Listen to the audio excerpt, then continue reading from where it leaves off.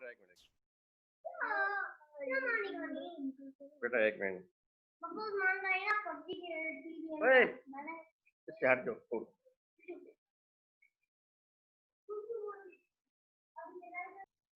जी, तो हम बात कर रहे थे कि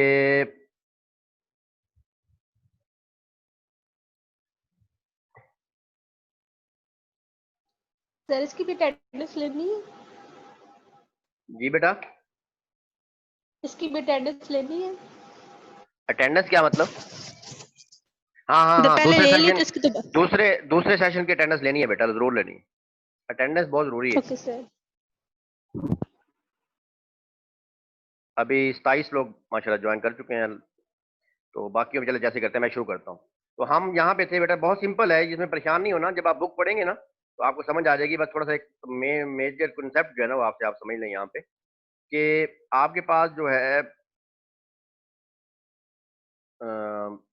जो कोई भी सिस्टम आपका थर्मोडायनामिक सिस्टम है, उसकी इनिशियल स्टेट अगर आप बताना चाहें, that is P I, V I और टी आई है। ये पैरामीटर बता दी इनिशियल है। आपने इस पे थोड़ा सा प्रेशर एक रखा हुआ था, कोई भी प्रेशर है, मैं कहता हूँ जी 3 बार था।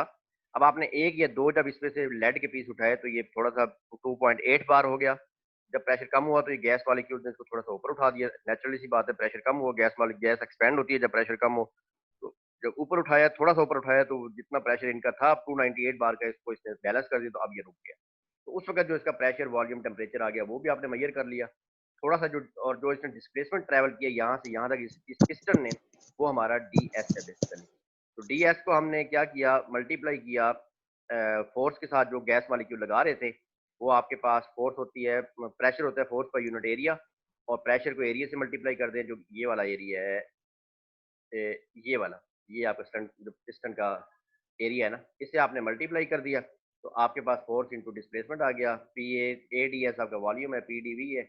और ये एक आपने जब हटाया था तो ये एक differential work D W one कह दें। जो एक पीस और उठाया, डी डब्ल्यू टू वर्क हुआ, यही वाला। वॉल्यूम थोड़ा सा चेंज हुआ, करते करते करते आप इनिशियल वॉल्यूम से एक आप कह लें से कि आपने वॉल्यूम बहुत ज्यादा चेंज करके जब फाइनल वॉल्यूम पे उसके बाद आपने चेंज करना रोक दिया, तो जो आखिरी वर्क किया उसको डी डब्ल्यू एफ कह देते हैं। और इनिशियल जो वर्क किया था डी डब्ल्यू आई है, दरमियान वाले सबको ऐड करें तो इसका मतलब है कि इंटीग्रल हमने ले लिया। और इसमें परेशान ना समझ जाए कि तमाम वर्क्स को छोटे छोटे पीसेज जब हटा जा रहे थे और गैस वर्क करती जा रही थी, उन तमाम को आपने ऐड कर दिया। और इंटीग्रेशन में ऐड जब छोटे छोटे वर्क को करना होता है, तो आप उसका फार्मूला ये है कि इनिशियल वॉल्यूम ले लें। जो आपकी चीज डिफरेंशियल हो रही है ना, तो वर्क का फार्मूला पी डी वी है, यहाँ से हमने देखा है हर एक वर्क का। तो वॉल्यूम जो चेंज हो रहा है, इनिशियल वॉल्यूम से फाइनल वॉल्यूम की इंटीग्रेशन आप कर दें, ये फार्मूले आपको पता है, तो आपके पास आ जाएगा वर्क, आ जाएगा बस यहाँ पे आप, ठीक है ना। तो उसके बाद हमारे पास आगे आ जाता है कि अब ये जो बेटा अभी हमने कंडीशन बताई है कि एक मैं जो है ना इसमें से चेंज कर दूं, लेड हटाऊं, तो अब ये स्टेट चेंज करने के ना बहुत सारे तरीके हैं कि आप किसी भी थर्मोडायनामिक प्रोसेस के अंदर, किसी थर्मोडायनामिक सिस्टम की जो स्टेट्स है ना बेटा, वो आप बहुत सारे तरीकों से चेंज कर सकते हैं। उसमें से कुछ तरीके यहाँ पे मैं अभी बताऊंगा। तो उसको शो करने के लिए एक स्टूडेंट या एक साइंटिस्ट या जो एक्सप्लेन करता है अपनी उस चेंज को, जो सिस्टम है उसने चेंज की, उसमें वो बताता है कि अगर उसने प्रेशर चेंज किया या वॉल्यूम चेंज किया या कोई भी उसके अंदर उसने हीट को चेंज किया, ये 3 ही पैरामीटर हैं, ये वर्क किया उस सिस्टम के अंदर, तो उसके प्रेशर और वॉल्यूम का आपस में रिलेशन अगर आपने बता दिया, तो आपको अंदाजा हो जाता है कि आपने कैसे उस सिस्टम के अंदर तब्दीली लेके आए। सिंपल सी ये बात है। तो उस तरह का ये रिलेशन, के जिसमें आप प्रेशर और वॉल्यूम के ग्राफ में ये बताएं कि प्रेशर कैसे चेंज हो रहा है और वॉल्यूम कैसे चेंज हो रहा है। तो इस तरह का ग्राफ जो होता है, इस ग्राफ को आप कहते हैं this is your PV diagram. क्या होती है? प्रेशर वॉल्यूम डायग्राम पे आपने अपनी चेंज बतानी होती है। तो यहाँ पे ये 6 मेथड्स बताए गए हैं जिस तरह से आपने एक सिस्टम के अंदर हीट को या वर्क पे किसी भी सिस्टम पे कर सकते हैं। बस इसका समझना, आपकी ना एक अंडरस्टैंडिंग, एक नॉलेज बढ़ाने की जरूरत है कि कोई भी थर्मोडायनामिक सिस्टम पे अगर आप काम कर रहे हैं, गाड़ी का फॉर एग्जाम्पल एक्सपोज इंजन है जहाँ पे आप हीट और इन चीज़ों से इन्वॉल्व होते हैं, और इस तरह के बेशुमार सिस्टम्स हैं, कोई हीटिंग इन्वॉल्व है, कोई आपका बहुत बड़ा सिस्टम है, तो आप गैस, आपके बहुत सारे हाइड्रोजन गैस है, हीलियम गैस है, आप कोई जॉब कर रहे हैं, उसके अंदर आपके वहाँ हो गया है, या इस तरह कोई भी कंडीशन है, तो उसके अंदर कौन कौन सी चेंजेस आ सकते हैं, जस्ट थोड़ा सा आपको एक ब्रीफ देने के लिए, एक समझाने के लिए, ताकि फर्स्ट लॉ ऑफ थर्मोडायनामिक्स को समझना आपके लिए आसान हो जाए। जस्ट इसका ये पर्पज है बस। अच्छा, तो इसमें पहला मेथड हम देखते हैं, ये फिगर है A5, ये आपकी बुक में भी है, कि इसका जो रिलेशन देखें कि इनिशियली आपकी गैस की स्टेट ये वाली थी, क्या स्टेट थी कि इसके ऊपर वॉल्यूम वी आई था और इस वॉल्यूम के अगेंस्ट जो प्रेशर था वो पी आई था। अब आपने क्या किया कि आपने जो है ये देखें, ये इस तरफ जब जा रहा है इट मीन्स कि प्रेशर आपका डिक्रीज हो रहा है, इस प्रेशर से डिक्रीज हो। अच्छा हाँ, एक चीज इससे पहले मैं और बता दूं कि इंटीग्रेशन का बेटा फार्मूला अगर आप लोगों ने पहले शायद देखा हो कि इस तरह की जो इंटीग्रेशन है ना,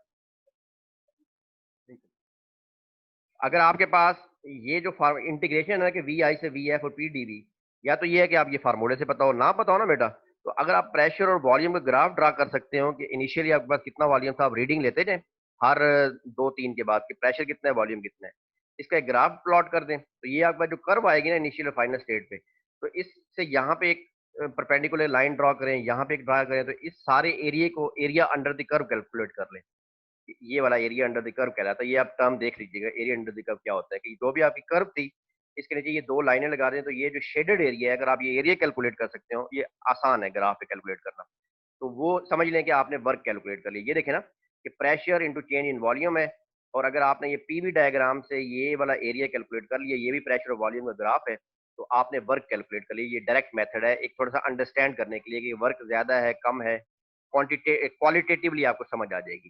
तो पहली हम फिगर देखते हैं कि आपने गैस के ऊपर से जो है एक थोड़ा सा प्रेशर कम किया, 8-10 आपने यहाँ से लेड पीस हटा लिए, तो क्या हुआ कि आपने प्रेशर ऐसा ऐसा कम होता जा रहा है, कम होता जा रहा है, फाइनल प्रेशर आ गया। तो प्रेशर अगर कम हो रहा है आई से, ये देखें यहाँ पे इसका ये प्रेशर था और इस जगह पे इसका ये प्रेशर कम हो गया, तो यहाँ पे इसका वॉल्यूम ये था जीरो के करीब, और जब आपने प्रेशर कम किया तो यहाँ पे भाई के पास है, तो चले दरवाजा बंद करें, इस रूम में कोई ना आए, चलें। तो ये आपके पास फाइनल वॉल्यूम यहाँ पे आ गया। इट मीन्स कि प्रेशर आपका डिक्रीज होता जा रहा है, वॉल्यूम आपका बढ़ता जा रहा है, और आप देखें कि यहाँ पे वर्क कौन कर रहा है। अब यहाँ पे गैस जो है आपने सिंपल और कुछ भी नहीं किया, आपने हीट जो टेम्परेचर कांस्टेंट था उसको नहीं छेड़ा, इंसुलेशन आपकी यहाँ लगी हुई है, आपने जस्ट यहाँ से प्रेशर को हटाया है, प्रेशर हटाने से फोर्स इसने लगाई है, इसका मतलब है कि work done by the system हुआ है, ठीक है ना। गैस ने वर्क किया है इसको ऊपर उठाने के लिए, डिस्प्लेसमेंट हुआ, वर्क किया। तो अगर ये वर्क इस गैस ने किया है तो वह हमने पहले से ये डिफाइन कर लिया है कि work done by the system होगा तो वो पॉजिटिव होगा, याद रखें। तो यहाँ पे हमारे पास क्या है कि this work is greater than zero, it means कि अगर आपने ये एरिया कैलकुलेट कर लिया, इसको थोड़ा माइंड में रखें, तो this is your work done by the gas, work done by the system, and this is the positive work. Positive का मतलब होता है ग्रेटर देन जीरो, कोई वैल्यू हो तो वो पॉजिटिव होती है, इट मीन्स कि वर्क पॉजिटिव है। अब दूसरा तरीका क्या है कि आप एक और तरीके से भी इसको चेंज कर सकते हैं कि आप एक सिस्टम को क्या करें कि उसका प्रेशर कांस्टेंट रखें, ठीक है। आप थोड़ा समझिएगा इस पॉइंट को कि आपने इसमें से इनिशियली एक यही आपके पास सिस्टम है, इसमें आपने ये प्रेशर कम नहीं किया, ये जितने लेड के पीसेस थे यही है। अब आपने इसका जो है ना प्रेशर वॉल्यूम देखे ना कि ये ग्राफ आपको ये बता रहा है कि आपका यहाँ से वॉल्यूम बढ़ता जा रहा है, बढ़ता जा रहा है, और ए तक वॉल्यूम, यहाँ पे वॉल्यूम अगर 10 एम एल था तो यहाँ पे आके आप समझ लें 50 एम एल तकरीबन हो चुका है ये वॉल्यूम, ए पॉइंट पे आके ना, ये नीचे वॉल्यूम है ना ये वाला, आई से ए तक हमने चेंज किया, तो आपने प्रेशर की वैल्यू यहाँ पे भी वही है, आगे भी वही है, और आपका सिर्फ वॉल्यूम चेंज हो रहा है। तो ये कैसे पॉसिबल है? वो पॉसिबल इस तरह है बेटा कि आप इसको थोड़ा सा टेम्परेचर को बढ़ा दें, सेटिंग इसकी ना, कि 20-30 डिग्री सेंटीग्रेड पे था, आपने नॉब इसकी बढ़ा के इसको 40 पे कर दिया। तो 40 पे किया तो आपने गैस का टेम्परेचर बढ़ाया, तो गैस की काइनेटिक एनर्जी बढ़ी, मॉलिक्यूल्स की जब काइनेटिक एनर्जी बढ़ी तो प्रेशर आपका जो है वो तो ऊपर तो कांस्टेंट था, तो इसने फोर्स अब ज्यादा लगानी शुरू कर दी। जब फोर्स लगानी शुरू कर दी तो ये सिस्टम ने फिर work done by the system हुआ, और इस टेम्परेचर बढ़ाने की वजह से ये पिस्टन ऊपर मूव किया, पिस्टन ऊपर मूव किया, तो पहले ये वाला वॉल्यूम था, जब पिस्टन यहाँ तक आ गया, आपने जो टेम्परेचर सेट किया था 40 तक जाने में इतनी एनर्जी है कि ये इस प्रेशर को यहाँ पे आके फिर बैलेंस किया इसने, अब इतना वॉल्यूम इसने बढ़ा लिया अपना, तो ये इसका फाइनल वॉल्यूम आ गया। इसका मतलब है कि इनिशियली ये वाला वॉल्यूम था, जब आपने इसको थोड़ा हीट किया, इस गैस को एनर्जी दी, गैस ने वर्क किया, वर्क डन बाय सिस्टम हुआ, और इसने अपना वॉल्यूम यहाँ पे आके बढ़ा लिया, प्रेशर कांस्टेंट है, सिर्फ टेम्परेचर बढ़ा है। तो पीवी डायग्राम पे फिर अगर आपने दिखाना है तो ये देखें, यहाँ से आई से लेके ए तक आप इसको लेके गए, तो आपका प्रेशर कांस्टेंट हुआ, वॉल्यूम बढ़ता रहा। अब यहाँ पे आके आपने फिर टेम्परेचर जितना कांस्टेंट होना था हो गया, उसने स्टेबल हो गया, फिर आपने क्या किया कि आपने उसके ऊपर से जो है प्रेशर को कम करना शुरू कर दिया। प्रेशर कैसे कम करना शुरू किया कि उसके प्रेशर को सॉरी, हाँ कम करना शुरू किया आपने, ठीक है। तो वॉल्यूम आपका कांस्टेंट रहेगा और प्रेशर आप कम करना शुरू, कैसे करेंगे ये देखें। ये जब आपका ये पिस्टन उठ के यहाँ पे आ गया ना बेटा, इसको आपने एक वेज लगा दी, एक कील लगा दिया कि अब ये पिस्टन मूव ना कर सके। तो इसका मतलब है कि आपने इसका वॉल्यूम कांस्टेंट कर दिया। आप बेशक आप इसके साथ जो मर्जी करें, अब ये वॉल्यूम बढ़ ज्यादा नहीं हो, चाहे आप इसको हीट करें, चाहे ये इसको ऊपर से निकालें, क्योंकि आप फ्री टू मूव नहीं है। अब आपने यहाँ पे जब सिस्टम आ गया आपका, इसको आपने पिस्टन को क्लोजली टाइट कर दिया किसी वेज के साथ, किसी कील के साथ। तो अब वॉल्यूम चेंज हुआ, तो अब क्या होगा कि आपका प्रेशर जो है वो डिक्रीज होना शुरू हो जाएगा। क्यों? क्योंकि आपने टेम्परेचर को मजीद अब डिक्रीज किया। जब टेम्परेचर को 30 ओरिजिनल वैल्यू पे ले गए, वॉल्यूम तो उतना रहा, तो इसका मतलब है कि यहाँ से हीट इस सिस्टम की जो है इस रेजरवायर में जानी शुरू हो जाएगी। जिस जब हीट गई तो टेम्परेचर प्रेशर भी आपका कम होना शुरू हो जाएगा। तो गैस का अपना प्रेशर, अब ऊपर तो बेशक आपने रखा, लेकिन प्रेशर आपका डिक्रीज होकर यहाँ पे आ गया। वॉल्यूम वही रहा, आपने वेज लगा के कंट्रोल की हुई है। हीट आपकी जो है रेजरवायर में जानी शुरू होगी सिस्टम की, क्योंकि आपने टेम्परेचर सेटिंग चेंज कर दी। ये याद रखने आपने खुद किया। यहाँ पे आपने नॉब का टेम्परेचर इनिशियल पे था, आपने बढ़ाया 30 से 40 कर दिया, तो इसका वॉल्यूम बढ़ना शुरू हो गया। प्रेशर वही रहा, ऊपर आपने लेड के पीसीज को चेंज नहीं कर रहे। इतना वॉल्यूम बढ़ गया कि वो ए तक आ गया। ए पे आपने क्या किया कि फिर दोबारा उसकी सेटिंग आपने क्या कर दी, 0 पे ले गए, 30 पे ले गए टेम्परेचर को, और आपने उसको कंट्रोल कर दिया, वॉल्यूम को पकड़ लिया कि वॉल्यूम तब चेंज ना होने पे। जो वॉल्यूम चेंज नहीं हो रहा, गैस क्या करेगी, ज्यादा वॉल्यूम में है, तो आहिस्ता आहिस्ता उसका प्रेशर डिक्रीज होना शुरू हो जाएगा और वो एफ तक आ गया। तो आप सिस्टम को आई से एफ तक लेके आए, तो ये जो वर्क है एरिया अंडर द, यहाँ पे एक लाइन ड्रा की, यहाँ पे एक लाइन ड्रा की, तो ये सारा जो शेडेड एरिया है, इस फार्मूले के हिसाब से, इस फार्मूले के हिसाब से डायरेक्टली अगर आप ग्राफ पे देखना चाहें, तो टोटल वर्क जो सिस्टम ने किया, गैस ने, वो एरिया अंडर द कर्व। आप देखें कि ये एरिया जो आपने पहले चेंज लाई थी एक सिस्टम के अंदर, ये एरिया थोड़ा सा कम नजर आ रहा है, शेडेड एरिया। यहाँ पे शेडेड एरिया ज्यादा है, इसका मतलब पॉजिटिव वर्क है, क्योंकि सिस्टम ने वर्क किया, गैस ने, और टोटल वर्क आपका ग्रेटर देन 0 है। तो ये आपका गैस ने, एक सिंपल आपको समझाने के लिए गैस क्या कंडीशन हो सकती है वर्क करने की। तो यहाँ पे आपने वर्क गैस ने कैसे किया था कि आपने उसका प्रेशर डिक्रीज किया था, तो वॉल्यूम भी डिक्रीज हुआ, जिसकी वजह से डिस्प्लेसमेंट हुआ, जिससे आपने ये area under the curve work calculate कर लिया। यहाँ पे आपने क्या किया कि आपने पहले क्या है वॉल्यूम को इंक्रीज करते गए और प्रेशर कांस्टेंट रखा है, और वो आप सिर्फ अचीव कर सकते हैं कि आप उसका टेम्परेचर बढ़ाएं।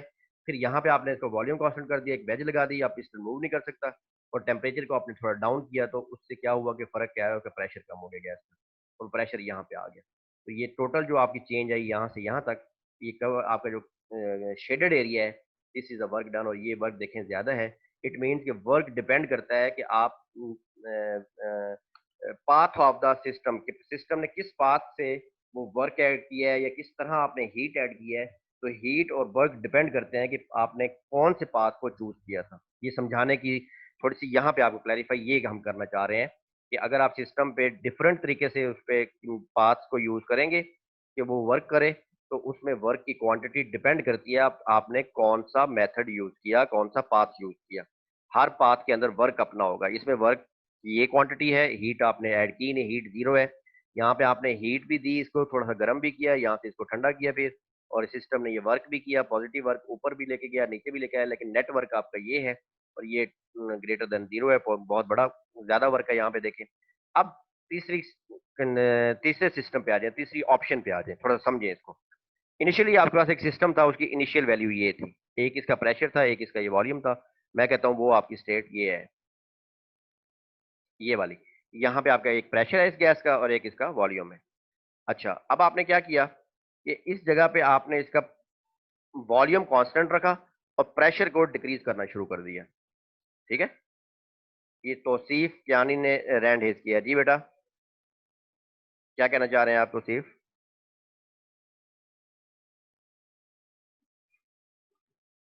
तौसीफ, आवाज आ रही है आपको बेटा?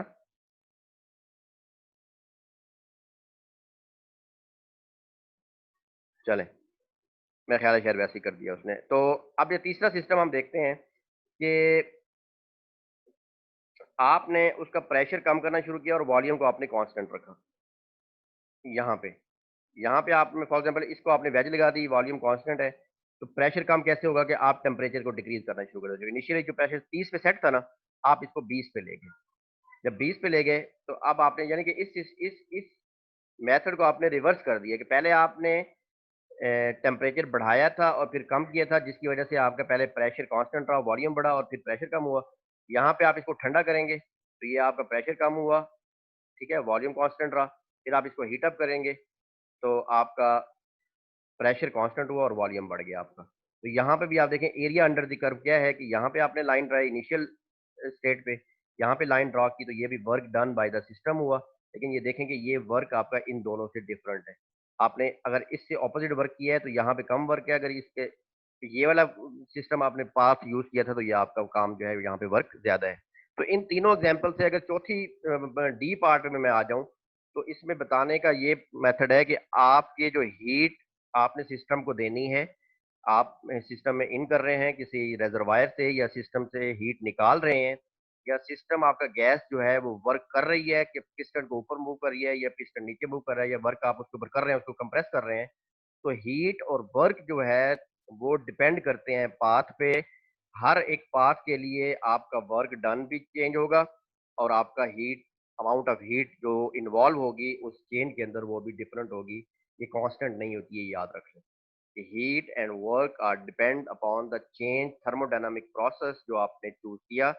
जिस तरह आप उसके अंदर चेंज लेके आएंगे, चाहे वो चेंज आप हीट करने से लाएं, प्रेशर बढ़ाने से लाएं, प्रेशर कम करने से लाएं, जिस जिस तरह आप मेथड चेंज करते जाएंगे वैसे वैसे उसका हीट और वर्क की अमाउंट जो है, क्वांटिटी जो है वो चेंज होती जाएगी। एक ही सिस्टम है, देख लें आपका ये गैस का सिस्टम है, तो एक ही सिस्टम के लिए आप मेथड जैसे ही चेंज करेंगे तो अमाउंट ऑफ वर्क या अमाउंट ऑफ हीट जो इन्वॉल्व होंगे उनकी क्वांटिटीज डिफरेंट होंगी। तो इसी तरह इस चीज़ को समझाने के लिए बेटा ये क्या गया, अब नेगेटिव वर्क की बात हो रही है कि अब आपने क्या किया, इनिशियली आपका सिस्टम इस एफ पॉइंट पे है, इसको हम समझ लेते हैं आई है, लेकिन आप समझ लें कि ये इसकी ऑपोजिट सिस्टम है। ये वाला सिस्टम जो है ना, ये इसको आप समझ लें कि ये पिस्टन जो है ना आपका यहाँ पे था, आप यहाँ पे था तो आपने ऊपर से इसके अंदर ऊपर जो है ना ये लेड के पीसेस रखना शुरू कर दिए। जब प्रेस करना शुरू किया आपने इसको नीचे, तो इसका वॉल्यूम आया और ये फ्री टू मूव छोड़ा, तो ये ऐसा ऐसा नीचे जाता रहा जाता रहा।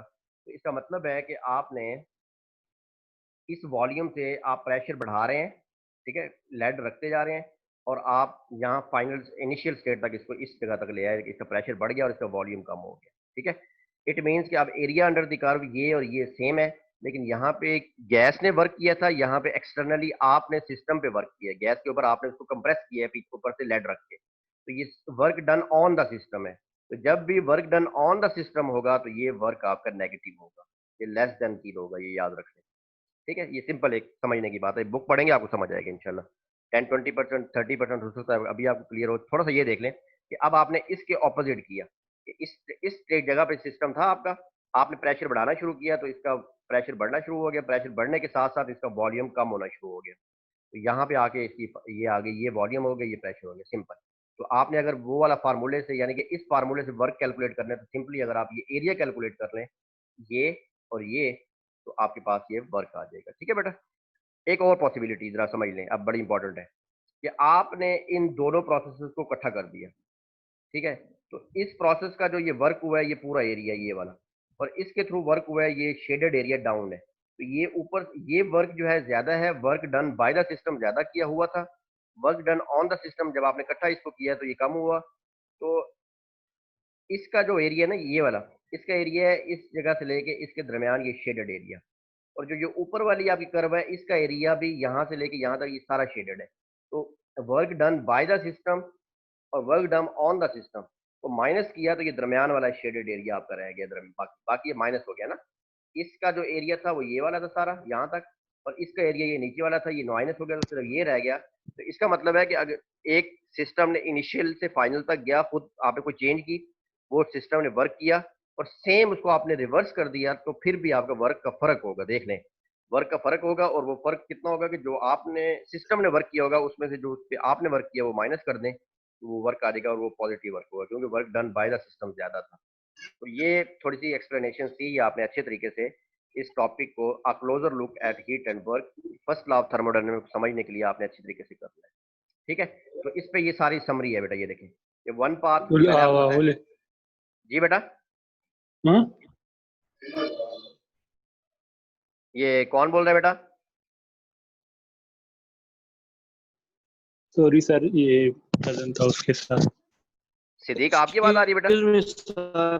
Yes sir. अभी उस्मान जमील बोल रहे थे बेटा, आप थोड़ा सा प्लीज। आपकी आवाज नहीं आ रही और उसकी आवाज आपकी तरफ भी नहीं जा रही। अच्छा बेटा, ये रिकॉर्डिंग आपको मिल जाएगी, थोड़ा सा आप गुजारा करना पड़ेगा, नेट जिनका थोड़ा सा मसला कर रहा है ना, तो इंशाल्लाह इसकी रिकॉर्डिंग मैं अपलोड कर दूंगा, गूगल ग्रुप पे भी कर दूंगा और सर, LMS पे भी। ठीक है। एनीहो, तो अब हमारे पास बेटा इस चीज को आपने समझ लिया, पीवी डायग्राम को, कि किसी भी थर्मोडायनामिक सिस्टम के ऊपर आप वर्क और इसकी समरी ये देखें, ये है, ये वन मेथड है, ये सेकंड प्रोसेस है, इसको आप रिवर्स कर दिया आपने। एक मिनट बेटा,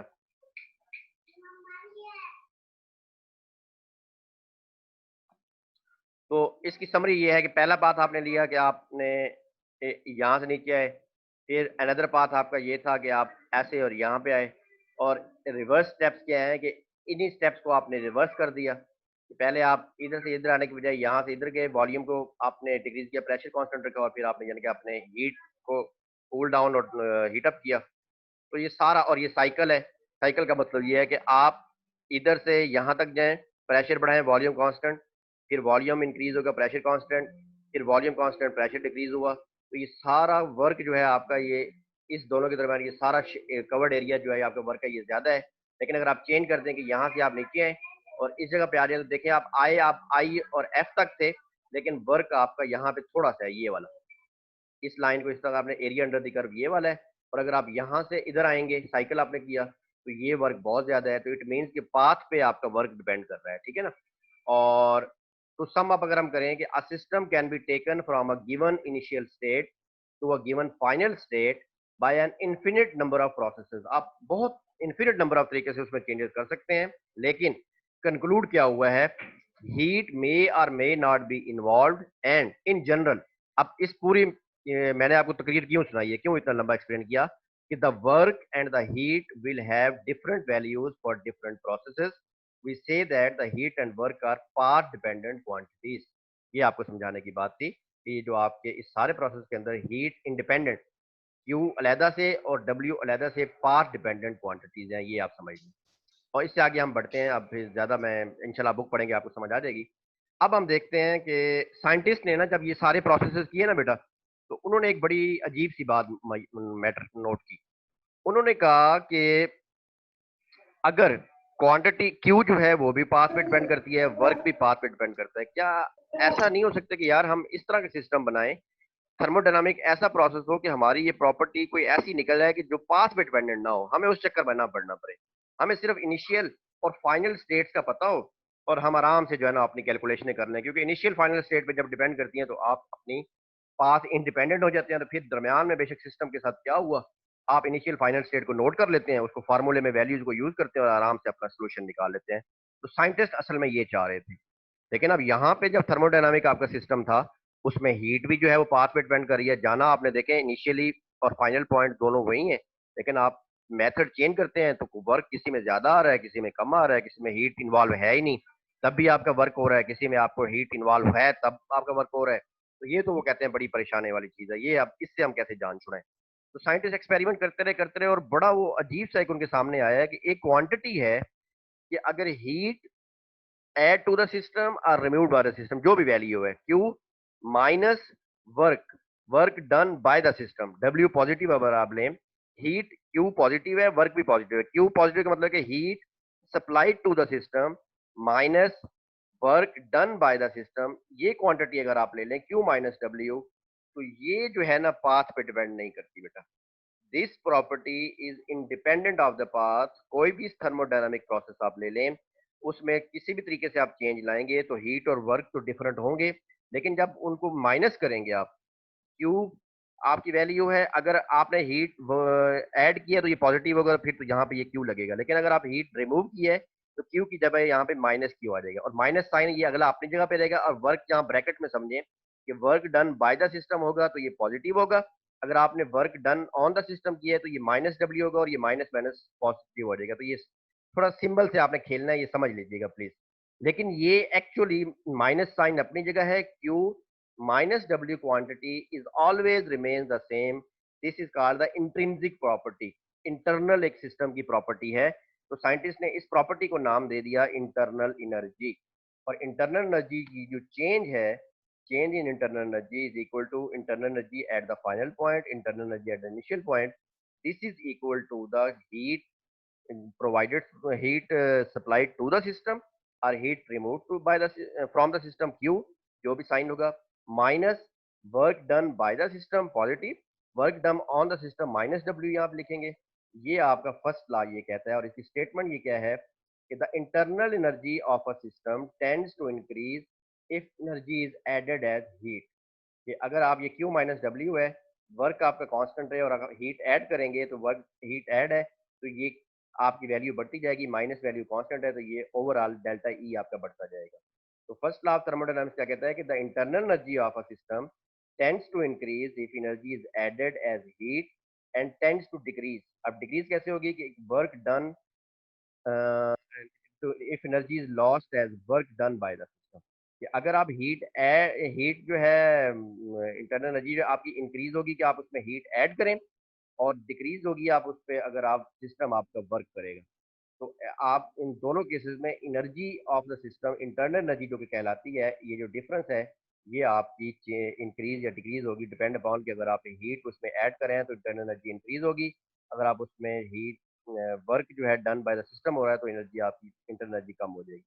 तो सिंपल डेफिनेशन क्या है कि change in internal energy of the system of a thermodynamic system is equal to the heat supplied to the system minus work done by the.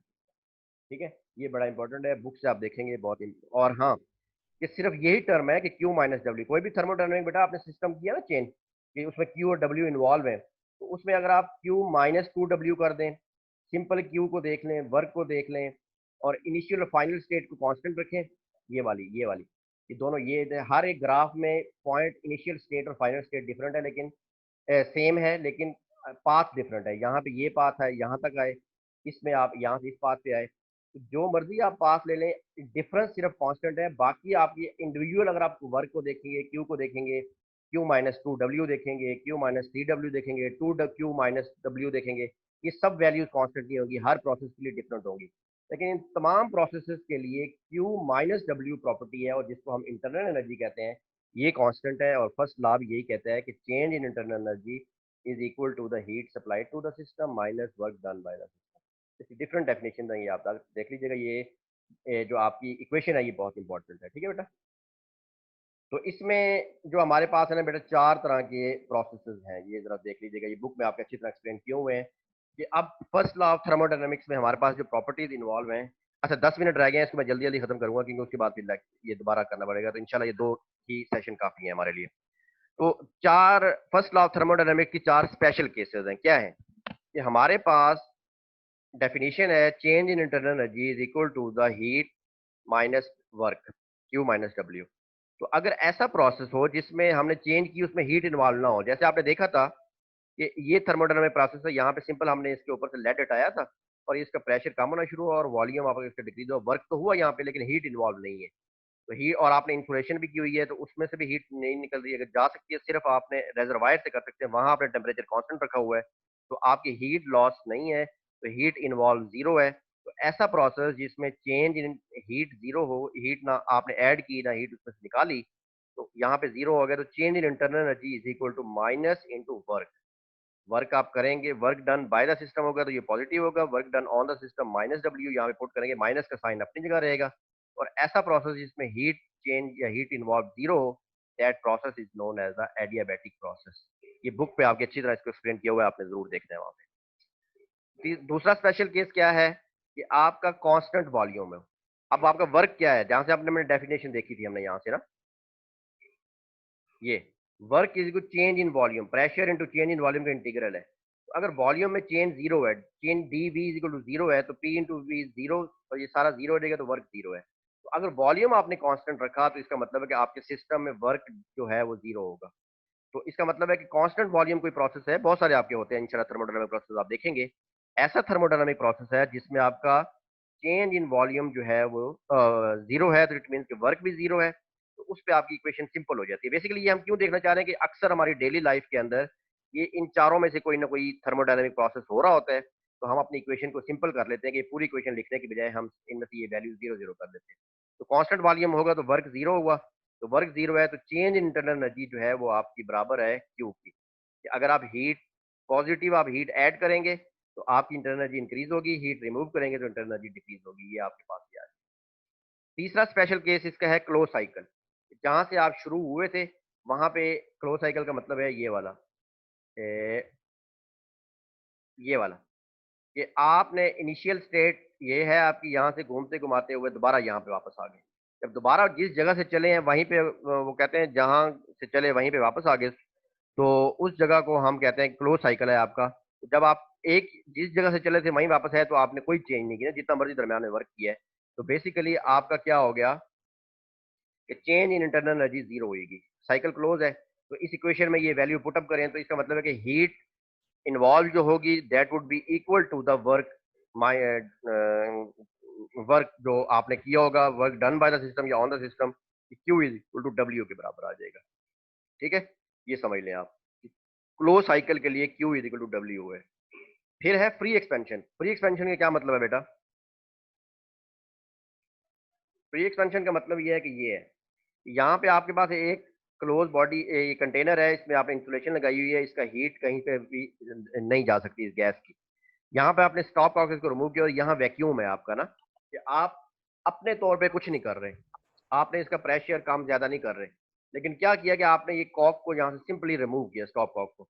तो क्या हुआ कि यहाँ पे वैक्यूम था, तो गैस मॉलिक्यूल खुद ब खुद यहाँ से एक्सपेंड हुए और इस जगह पे आ जाए और आपस में इक्विलिब्रियम में जब आए तो दोनों जगहों पे आपके फिर इनमें इक्विलिब्रियम आ गया। तो इस तरह की एक्सपेंशन को कहते हैं फ्री एक्सपेंशन। फ्री वॉल्यूम की आपका प्रेशर आपने सिर्फ वैक्यूम रखा है तो ये खुद ब खुद मूव किए हैं, और कोई नहीं है कि आपने लोड उसके ऊपर बढ़ाया या कम किया, नहीं, आपने सिंपल ये कॉक रिमूव किया कि यहाँ पे इसको वैक्यूम आया तो मॉलिक्यूल खुद ब खुद भाग गया है। तो इस तरह के प्रोसेस भी हमें प्रैक्टिकल लाइफ में सामने आते हैं।